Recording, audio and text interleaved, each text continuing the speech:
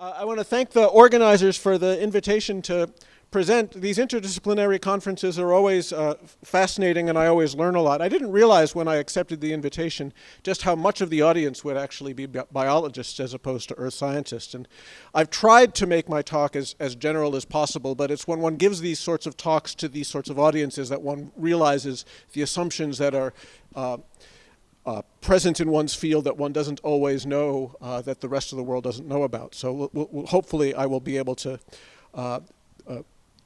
overcome that barrier.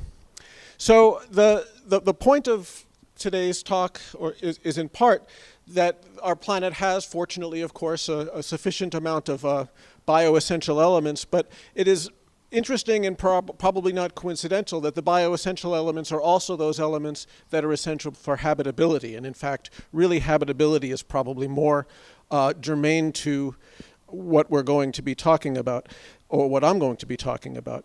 And most of the talk is actually going to be about carbon and nitrogen with a little bit of hydrogen. I'm going to say essentially nothing about sulfur and phosphorus, but almost everything that I say applies to all of these elements, which is to say that the presence of these elements on the planet is a product actually not of accretion really, but of depletion, right? The amount of material that was available in the solar system of all these elements was far greater than actually we have on the surface. And it's the fact that the planet managed to save a little bit over the course of that depletion that we have a habitable planet.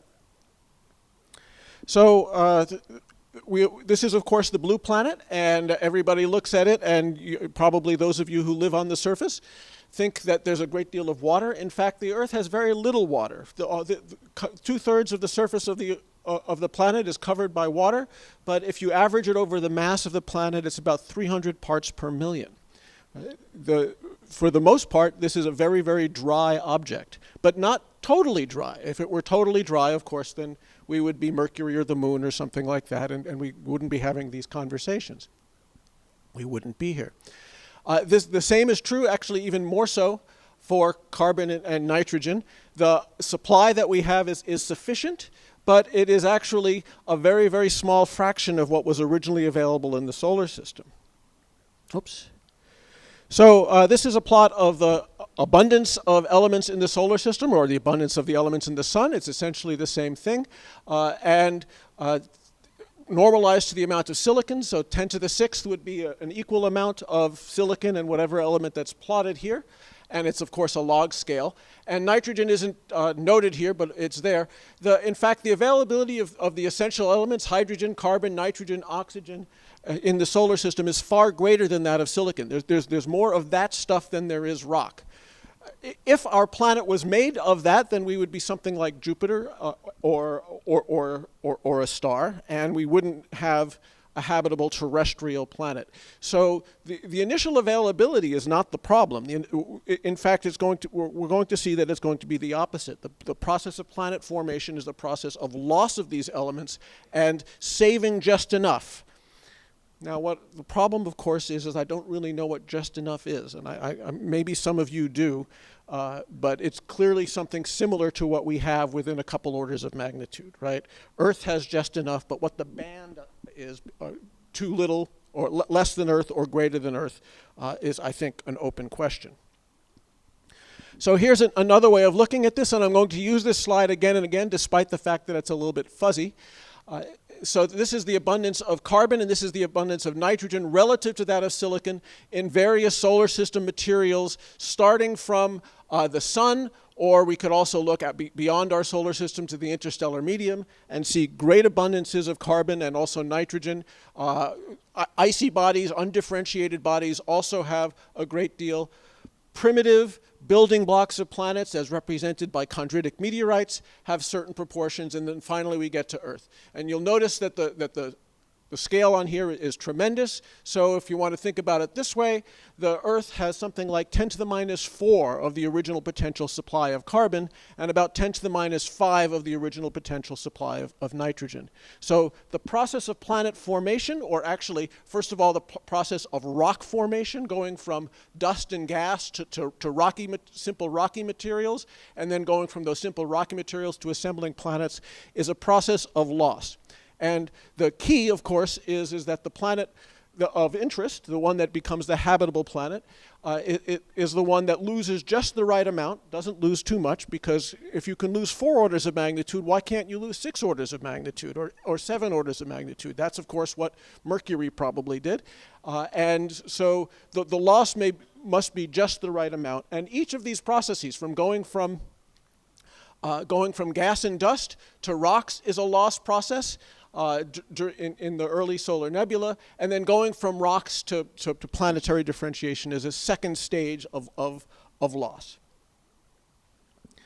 So one way to think about it, it's actually a bit of a deceptive way to think about it, is that the habitability of our planet depends on the amount of CO2 in our atmosphere, and of course our location relative to the sun.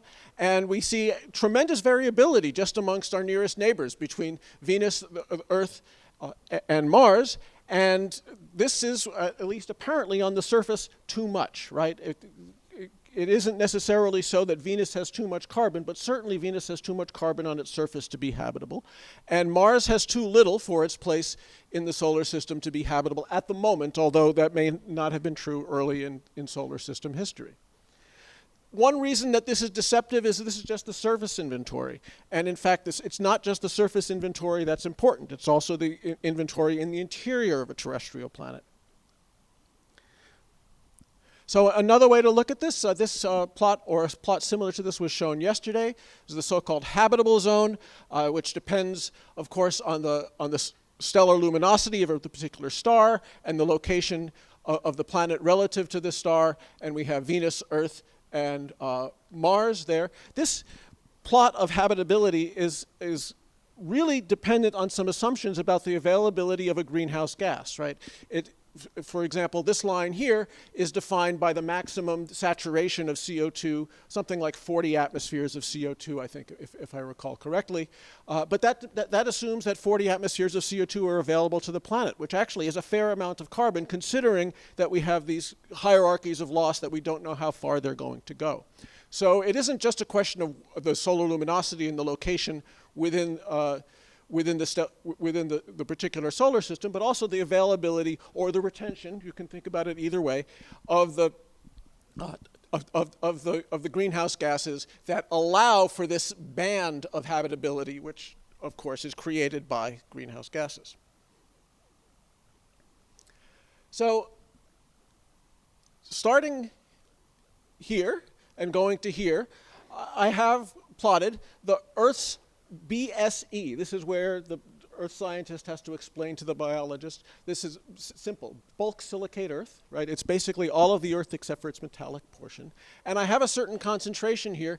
And if I were to take that surface inventory that I showed you before, the 400 ppm CO2 in the atmosphere, it wouldn't be nearly that, or the 1 bar or 0.8 bars of nitrogen, it wouldn't be nearly that. Most of this BSE is actually in the interior. Most of the volatiles in the Earth are in the interior of the Earth. So the right amount, one thing, we'll return to this in a moment, but the right amount is not just the surface reservoir, it's the reservoir in the battery, if you will, in the interior that replenishes the surface reservoir and also modulates the internal dynamics of the planet. As I've already said, what is the right amount? I don't know. Perhaps some of you do know. It had better be the right amount. Earth must plot within the band of the right amount. That's about all I do know.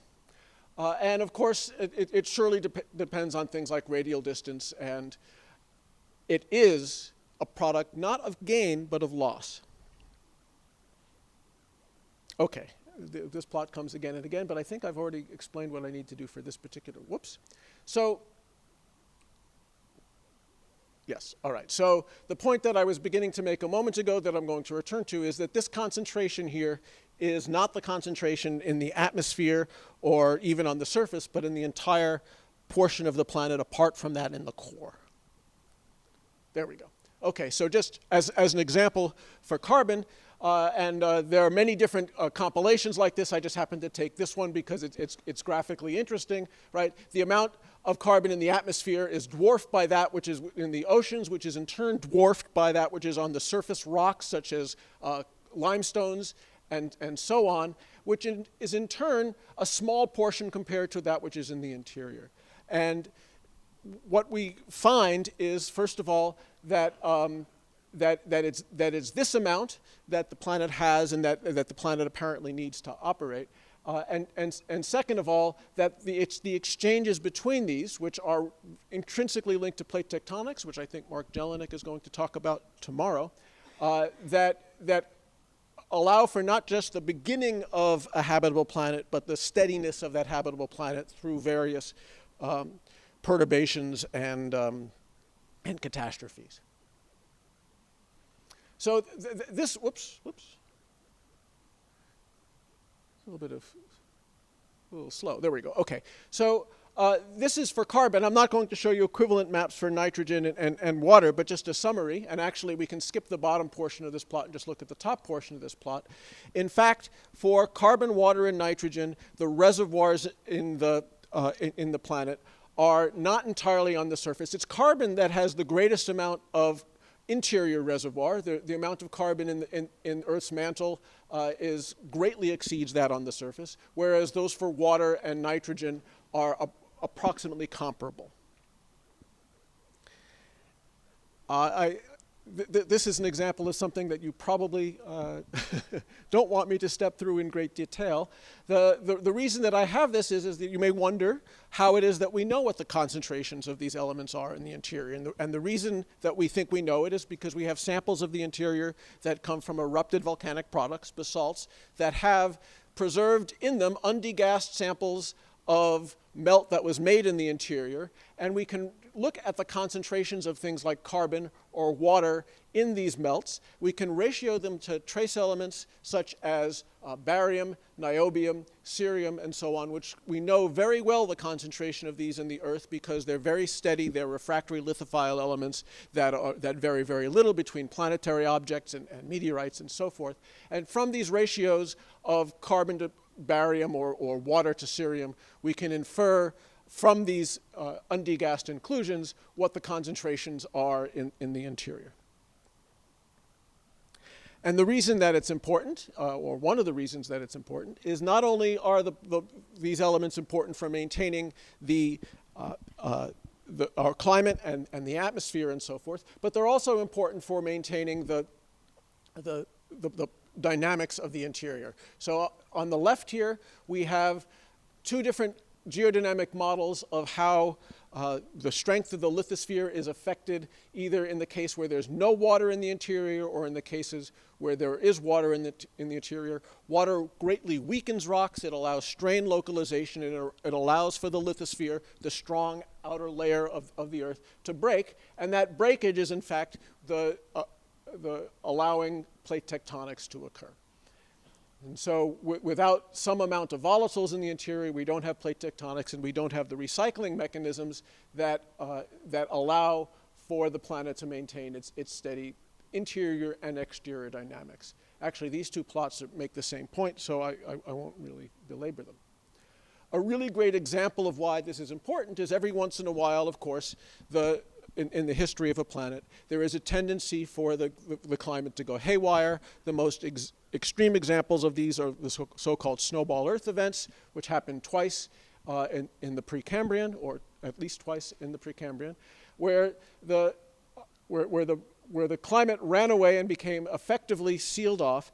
And the way that the planet escaped the Snowball Earth was the fact that even though weathering reactions shut down and all sorts of other reactions shut down so that the planet seemingly became permanently cold, the continued outgassing of CO2 from the interior renewed the greenhouse and brought the Earth out of the Snowball event. So in effect, the interior volatiles allow for dynamics that recycle nutrients and so forth, and they also serve as a battery to maintain the steadiness or the reasonable steadiness of the planet's climate.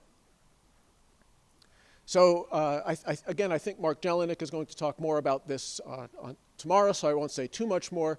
But all of these elements, carbon, hydrogen, nitrogen, sulfur, phosphorus, are cycling from the interior to the exterior. The essential nutrients are being renewed this way. The climate is being held more or less steady this way. And so these volatile cycles are crucial to the habitability of the planet. Okay, so how did we get here? We got here starting from here in two sets of processes. One would be the formation of the rocks, and then the other would be the formation from the rocks of the larger planetary bodies. And so two essential kinds of primitive meteorites, Enstatite chondrites and Carbonaceous chondrites, illustrated here and here, are materials that assembled from bits of dust and so on. And the Enstatite chondrites are generally thought to be inner solar system objects. They're generally thought to be quite dry and volatile poor, whereas the Carbonaceous chondrites are thought to be not outer, but middle solar system objects. The outer solar system objects would be comets, I suppose. And the Carbonaceous chondrites are thought to be rich in volatiles because they formed outside of the snow line where there were lots of ices available to react with the rocks. And the Enstatite chondrites are thought to be volatile depleted. But if you look on this plot, you'll see that the Enstatite chondrites have orders of magnitude more carbon and nitrogen than our planet. So it isn't just the rock formation in the interior of the solar system that depletes the system. The process of planet formation is also a depletion process beyond this. How is it that the Enstatite chondrites have so much carbon and nitrogen when they formed in the inner solar system? Good question. So here's a sort of and I don't think we know the answer to it, actually. So here's sort of a map of, broadly speaking, in the outer solar system beyond the frost line where there are lots of ices, the Carbonaceous chondrites and other icy bodies form, and it is possible for rocks to react with water and carbon ices and so forth and to gain volatiles that can later be delivered to the interior of the solar system. But also here, where it's supposed to be too hot for ices to form, the Enstatite chondrites gain carbon and nitrogen. There are two answers to this. There are two partial answers to this. One is that the carbon and nitrogen are actually probably not carried in ices, but they're probably carried in much more refractory materials, refractory organics that form not by equilibrium reactions, but by various kinetic processes. This plot, just to focus on this plot here, this is a kinetic model by Bergen et al., a group that I'm involved with from the University of Michigan, showing the amount of carbon as a function of radial distance that is actually contained within refractory carbon. There are probably many such compounds, but mostly in these calculations, these are PAHs. And so, first of all, out here, the temperatures of condensation temperatures of these refractory organics effectively are hundreds of degrees greater than that of water ice. So first of all, they may form closer into the solar system. And then second of all, also radial mixing between interior and exterior, or exterior and interior portions of the solar system may bring such materials into the inner solar system. So that gets us more or less to here. But also it's important, I just mentioned radial mixing.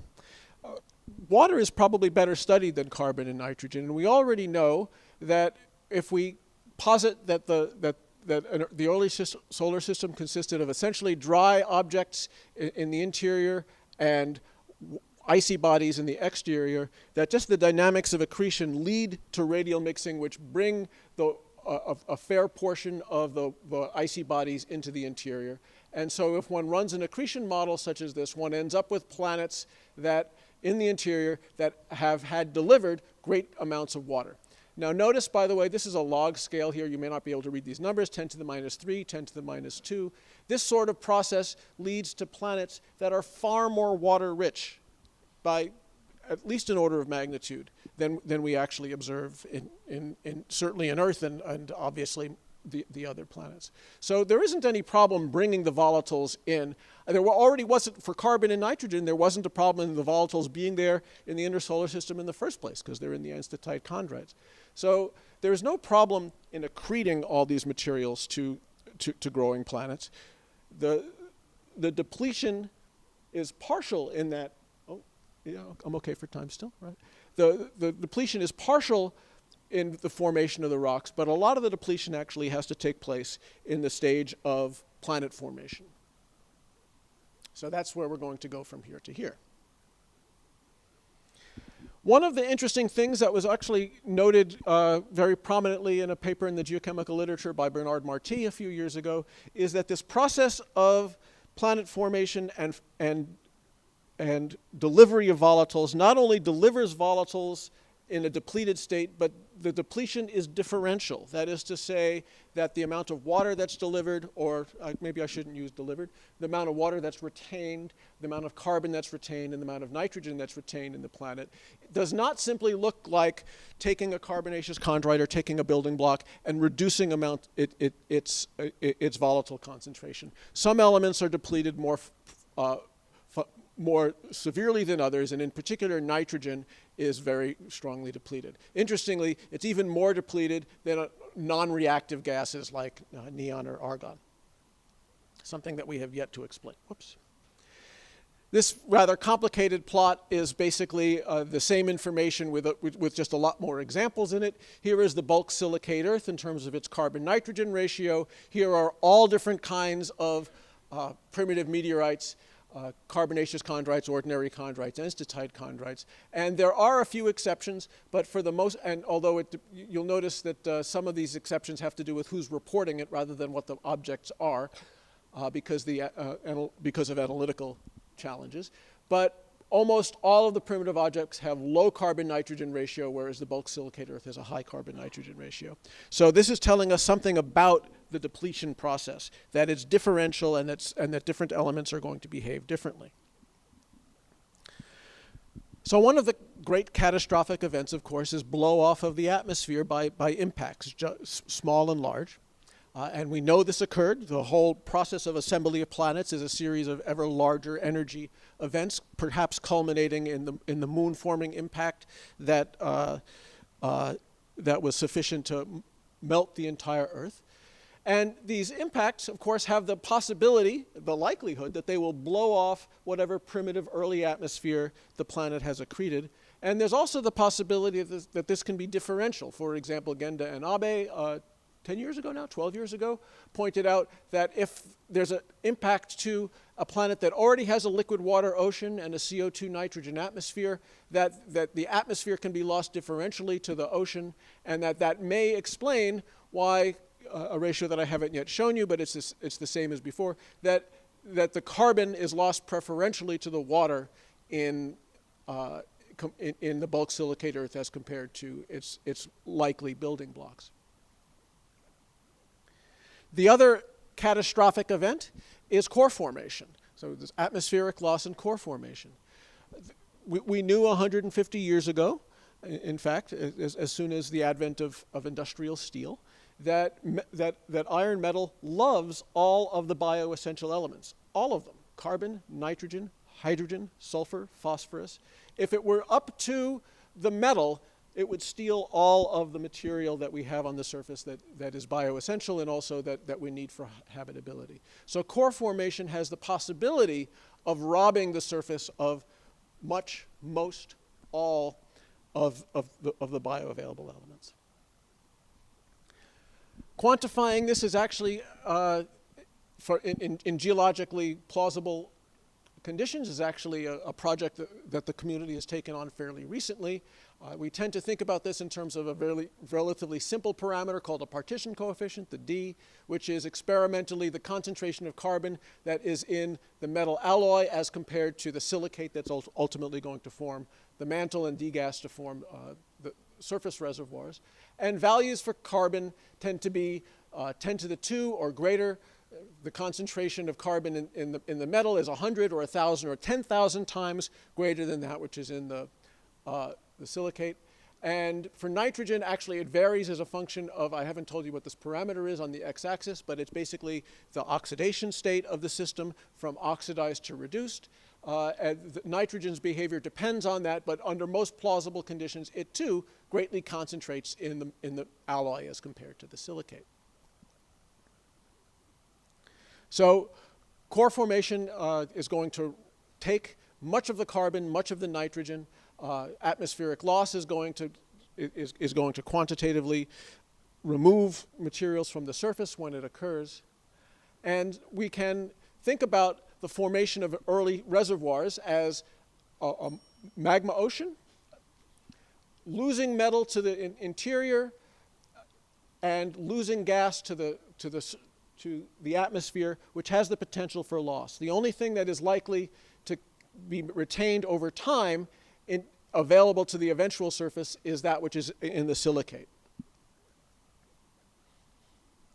And so this is controlled by the solubility of the materials, the solubility of carbon or carbon monoxide or nitrogen or ammonia, and the partitioning between the silicate and the alloy. And one can make a map for the different elements of their relative propensity to be either in the mantle or the atmosphere,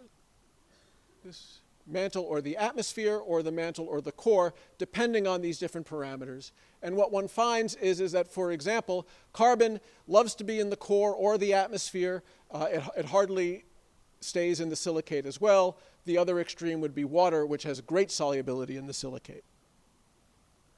Another way to look at that is this way, where, again, the amount that's retained in the silicate portion of the Earth is minimal for carbon and maximal for water and intermediate for nitrogen. This is this differential retention that I was talking about before that we see evidence for. I will skip this because the bell has already rung. However, these processes are too potent. I said that there is a loss process, and in fact there is a loss process.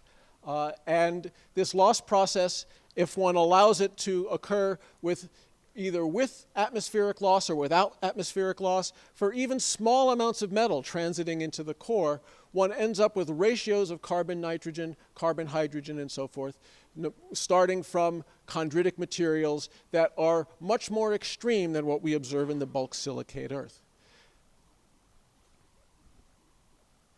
What's the solution to this? The solution to this is something that was referred to yesterday in the discussions as the so-called late Veneer. After the largest catastrophic events of core formation, atmospheric blow-off associated with the moon forming impact and so forth, of course accretion continued. Not nearly as much accretion, but a small amount, and that accretion added chondritic-like materials to the surface of the planet.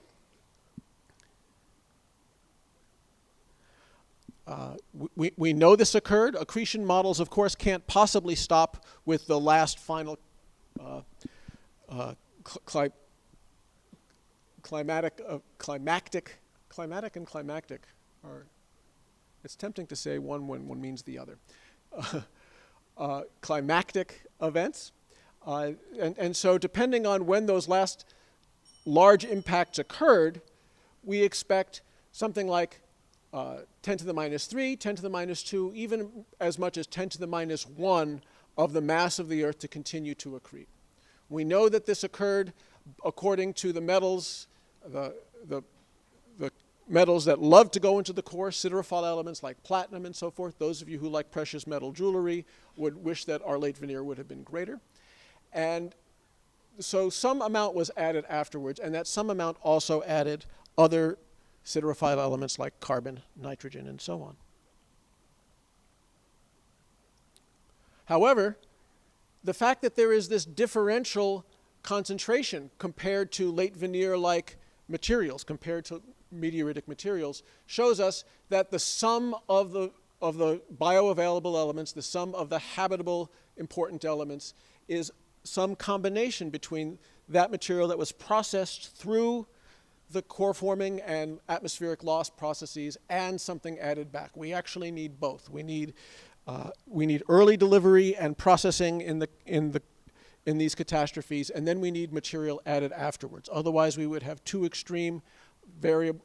First of all, we wouldn't have enough of these elements, and second of all, the fractionation between them would be more extreme than what we observe.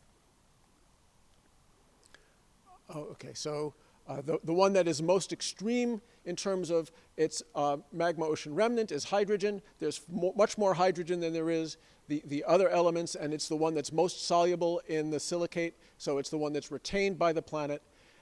These probably, carbon, nitrogen, sulfur, were probably delivered after, in small amounts, after these catastrophic events. Whether or not this nitrogen depletion is owing to the fact that things were delivered that lost nitrogen in ways that we don't see in chondritic meteorites is one possibility. Another possibility is that there was an additional process of late loss of a low temperature atmosphere, which would have been nitrogen. Okay, so to conclude, it isn't that we gained these elements, it's that we lost them by just the right amount. The supply to hot inner solar system planets is far greater than what we actually see. In other words, it isn't just that we were born in the inner solar system, which was volatile depleted. The process of planet formation expelled much of the volatiles. And then the fractionation is both core formation and atmospheric loss. And the final inventory is a combination of early delivered elements and late Veneer. And this isn't on the conclusion, but I do want to return to a point that I made at the outset, which is we would like to know what the right amount of these elements are in order to operate a planet that has steady internal dynamics and also steady habitable climate. And apart from the fact that Earth is within the window, I'm not sure we know what that window is. Thank you.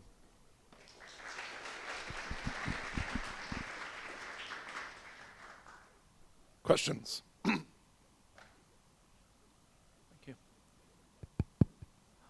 Could you comment on to what extent should we be looking only at elements in its atomic form versus its molecular structures? Because often the fractionation seems to be dependent on the kind of molecules these carbon, nitrogen, hydrogen, sulfur, phosphorus form in minerals.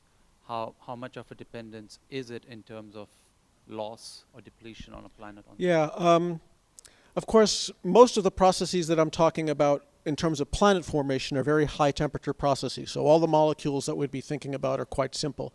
But depending on, for example, the oxidation state, whether or not we have N2 or NH3, whether or not we have CO, CO2, or CH4, that's how simple we are in terms of the kinds of molecules that may be present. All of these parameters that I'm examining, whether it be partitioning or solubility, depend very strongly on that. So that's quite important. The only place where anything more complex may be involved would be in the other portion of the process, going from dust grains to say chondritic meteorites or their equivalent, where the formation of various refractory organics will have a lot to do with their preservation through processes of metamorphism and heating and so forth.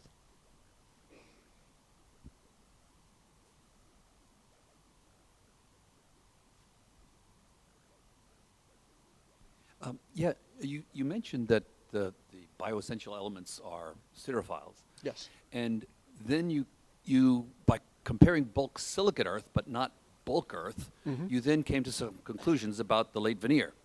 But it seems to me that if you don't, instead of using BSE, you use BS, bulk Earth, I'm sorry, not but BS, but BE, right. BE, sorry, sorry. Yes. If you had used BE, then you could, at least to the extent that we know about how many of these essential elements are in the core. I know that's not very well known, but we know a little bit.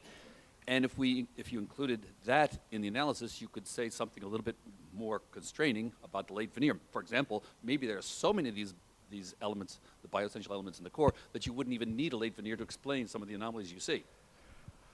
Perhaps. The guiding assumption in what I was telling you is that once things go to the core, they stay there, which is to say that they're not any longer available to be sampled by the surface or the mantle and so forth. We don't know what those values are very well, so when we look at the bulk silicate Earth, what we're looking at is the mantle and the surface and so forth. The late Veneer, sort of by definition, is that material which is added after the closure or the effective closure of exchange with the core. So I don't know that knowing the bulk Earth would tell us much about the late Veneer. It would tell us a lot about the feeding zone of the original materials that were added to the Earth, Enstatite chondrites, Carbonaceous chondrites, and so on. And it would be nice to know that.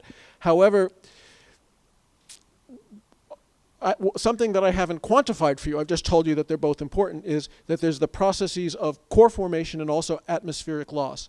And unless we know those two, we don't necessarily know what the original supply was, because one is still in the system, hard to know, the bulk Earth, and the other is lost. Yeah, thanks. Really beautiful talk. Maybe this is a little bit outside of what you're comfortable with, but could you give us your best estimate of scenarios for the atmosphere of the Earth between 3.8 and 4 billion years ago? Yeah, that is outside of what I was talking about. But one thing that something that I skipped that I think is, there we go, that I think is very interesting is it's generally assumed, just ad hoc, that the early Earth looked on the earliest Earth, the magma ocean Earth, looked like the left-hand side of this diagram. And I actually think there's some inconsistency to that, which is that you have a magma ocean and iron metal, and then the atmosphere is thought to be CO2 and H2O, right? Highly reduced, quite oxidized. And it's equally plausible that the early Earth, I don't have nitrogen here, but that the early Earth's atmosphere, the very first atmosphere, was reduced CO, H2, methane, and so on. The density of this atmosphere, of course, in the magma ocean stage is tens of bars or hundreds of bars or something like that, and that cannot have lasted, right? The weathering processes and whatever else must have drawn down most of the carbon. But I would say that the starting condition would have to be, no, I wouldn't say would have to be, could easily have been something like this, and the transition to what you're talking about, which you think is old, but I think is like hundreds of million years after this, I think we don't know very much about, and it would be interesting to know. One thing that we do seem to know is that the rocks on the surface don't reflect this highly reduced condition going all the way back to 3.8 to 4 billion years, which is to say that some oxidation process occurred, probably hydrogen loss, but there are other ideas. Yeah, it seems like, I don't know if I'm getting this. It seems like a lot of the processes should be dependent on the size of the planetesimal, obviously surface area to volume ratio and the atmospheric loss and differentiation, so on. I was wondering if you'd taken that into account in your calculations? Oh, so you're talking about the planet or the planetesimal? Yeah. We do take that into account in terms of planets, but in terms of differentiating the planetesimals, this is something that we're just beginning to get to, at least in my research with collaborators, which is that the material delivered to the planet is not largely chondritic meteorites, but it's probably largely planetesimals that have been processed on small bodies, on 100-kilometer or 300-kilometer sized bodies. And the metamorphism that occurs on that, the maturation, if you will, of the carbon, the nitrogen, and the hydrogen, and the diversity of materials that are delivered, no, we're not taking that into account, and that might be a very large part of the story.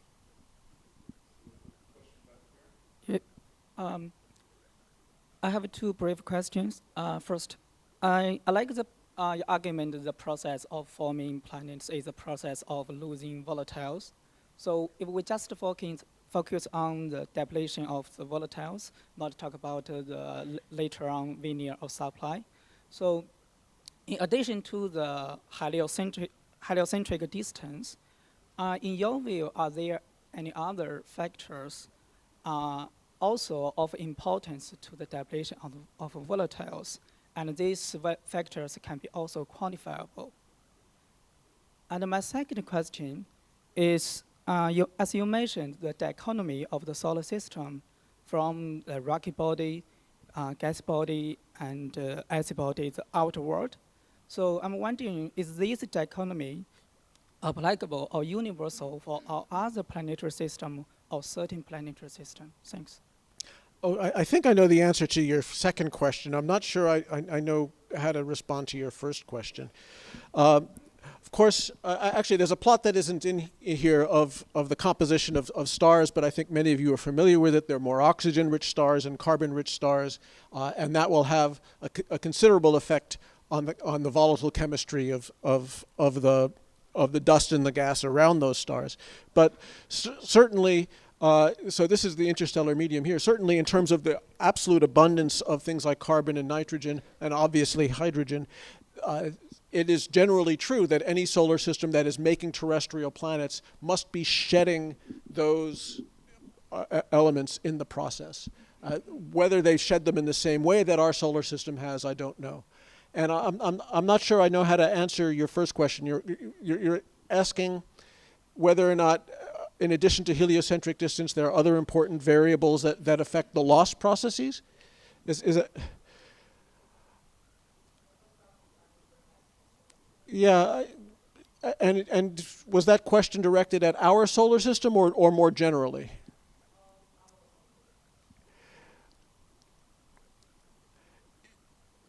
Well, there's a certain stochastic aspect to it, right? So one thing that's really important to our planet apparently is the occurrence of giant impacts, or the frequency of giant impacts.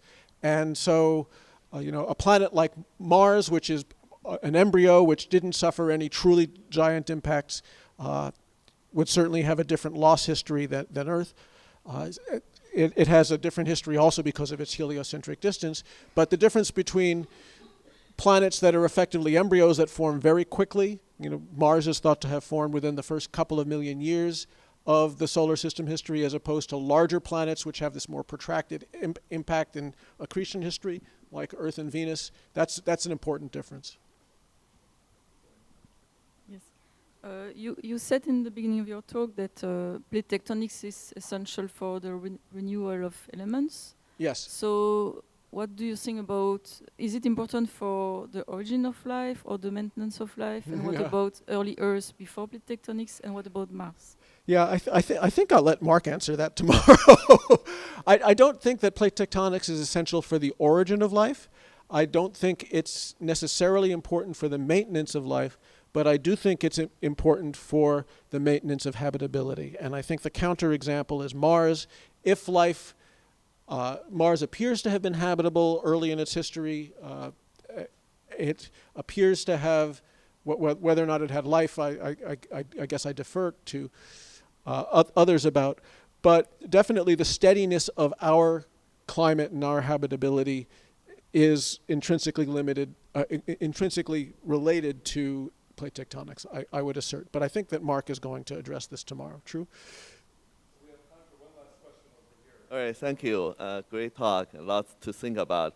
One question is, near the end of your talk, you mentioned there's a possible late loss of nitrogen from low temperature atmosphere. Yes. And I'd like to hear you to talk more about that. And if that was the case, or where is that isotopic fractionation signature from this process? Okay. So it depends on the. I wasn't very specific about what that late loss was. If the late loss was something like hydrodynamic escape, then there would be a very strong isotopic signature. But it actually wasn't what I was thinking about.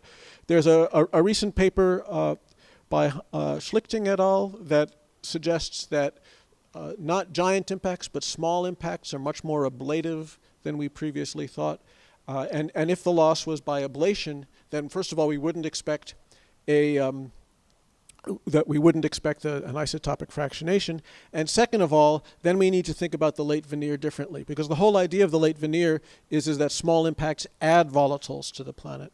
But if the ablation is very efficient in some of those small impacts, in some fraction of the small impacts, then the late Veneer itself is both an addition and a loss process and has the possibility of fractionation, not of isotopes, but of different elements depending on their persistence in the atmosphere or deposition in solids. Okay, so we need to wrap up for lunch. Can we thank the speakers this morning once more?